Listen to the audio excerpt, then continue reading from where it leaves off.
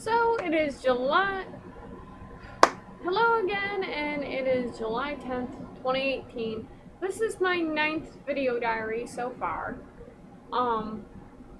There will be this one's not going to be parted. From now on, I don't think I'm really going to do a lot of parted video diaries. My 5th video diary, that was part 1 and 2 just because things were happening around the same time, but they were two completely different subjects. So it's been kind of an interesting week. If you watched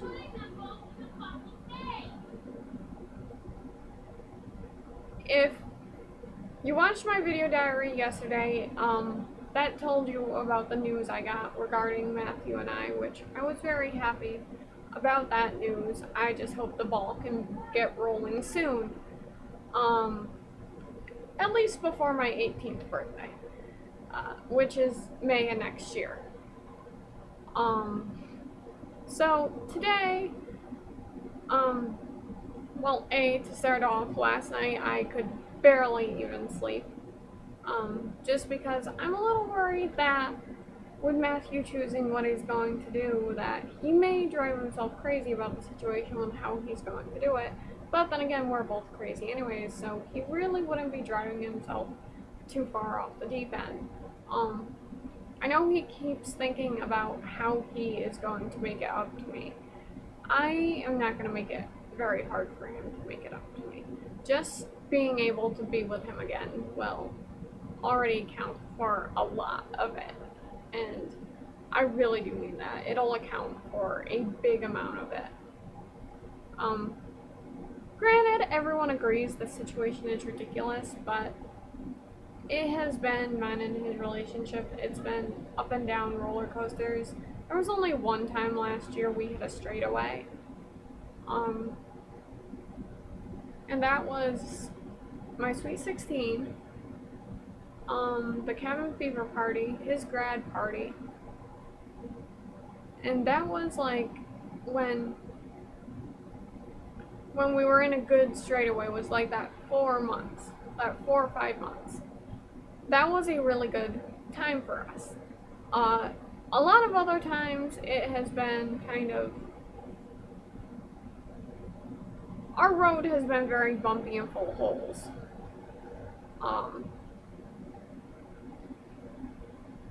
I sent a thank you card out to Luann because she has been sending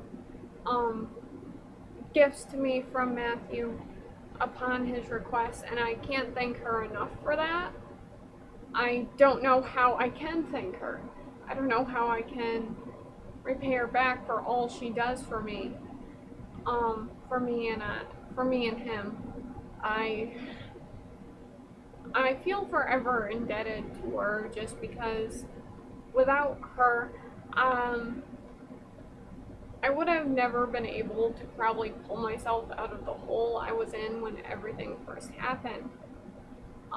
But last night I couldn't sleep. My allergies were running me rapid also. So I didn't get to bed till 4 o'clock, and it even took me taking my allergy medicine in order for me to fall asleep, which normally I can go 3 days, take it one day, go 3 days and be fine, but this was the exception, and that put me out because my allergy pills make me extremely drowsy.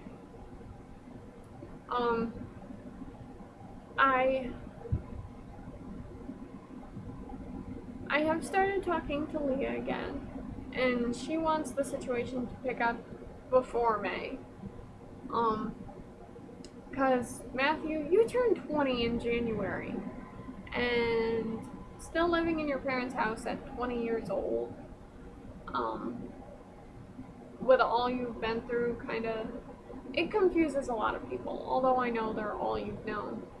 For once, I am wearing no jewelry, like I did in my last video. Just haven't really been in the mood to wear it, and it's been way too hot too. Because everyone knows, well, I retain a bunch of water in the summer.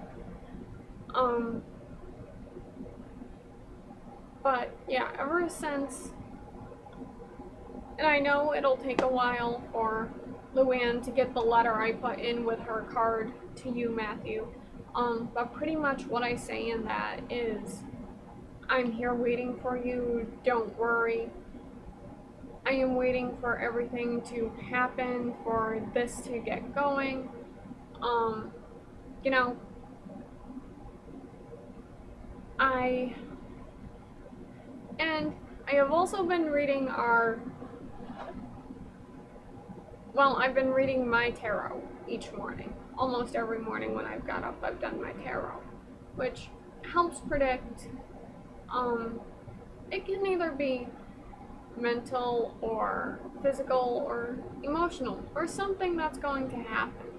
And this morning I did a love reading for both him and I, and they've been turning out well. I've pulled almost the same cards for 3 days, so that's a very good thing. And I pulled a lot of cups, which are fulfillment cards, and I pulled pentacles, which are power cards. I pulled a few swords here and there, which are negativity cards, but they're expected. I pulled a lot of new beginning cards, which I do normally pull. I pull a lot of new beginnings, and for us, I pulled a lot of new beginnings, and I pulled happiness cards, which actually I could do a reading right now, but you guys wouldn't be able to really see the results once I laid down the cards. But I could read them off. Actually, funny story involving my tarot cards. When I was talking to Matthew one day, when I lived down at the bottom of Hickory Hill, right now I'm at the top, I was talking to him and I was pulling my tarot. I pulled the Lover's card, and you know, the Lover's card that's a card that can be taken in a few different ways. Sometimes it's heartbreak, which made sense for me at the time. But the Lover's card can also be finding someone who is heartbroken, and it doesn't necessarily have to be in a love romantic type of way. So when I pulled that, that's kind of like what helped me with my decision on whether or not I was going to ask him out or not. Aside from my sister saying to me, literally the day I asked him out, just ask him out already. And I remember that night sitting in front of the mirror in my mom and dad's room, talking to him, and I try and get up a bunch of courage in order to do it, and I was doing a lot like I was now. I was taking long pauses in between words. I was trying to just pretty much hype myself up to do it, and it was funny. It was funny. I forgot, he did not say yes directly on the spot. He wanted to tell his parents first. They shit-led bricks. They were okay, but at the same time they weren't happy. So it's like, you know, it just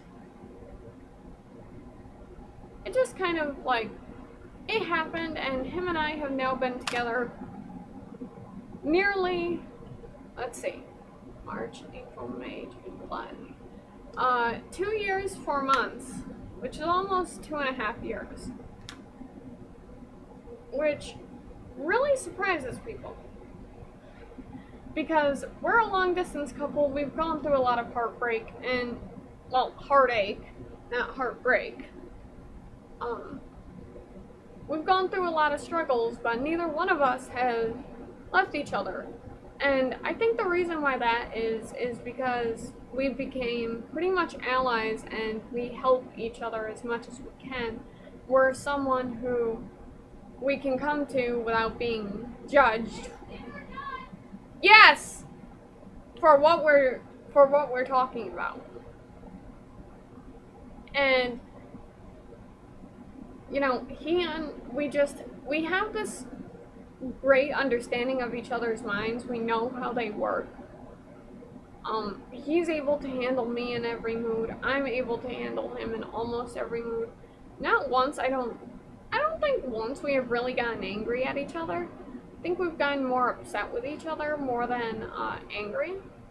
So it's like, but in my letter, I pretty much just say, I'm here waiting.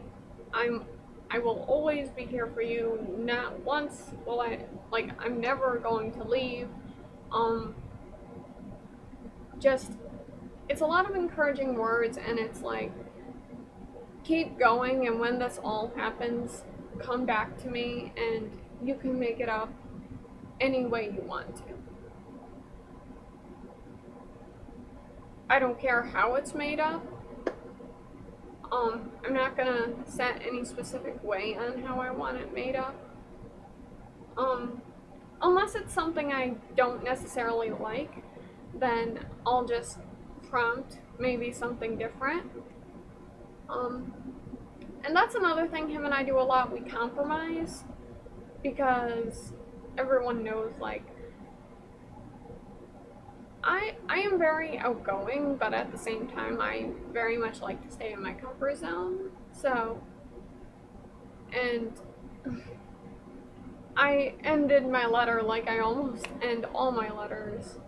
From your love, Caitlin Neary, Katie Cat. And I still use Katie Cat a lot. And I use Matt Hatter a lot too when, like, I would... Granted, it took me 6 months to come up with that nickname, but that's just because I did not get the Cheshire Cat reference with Katie Cat.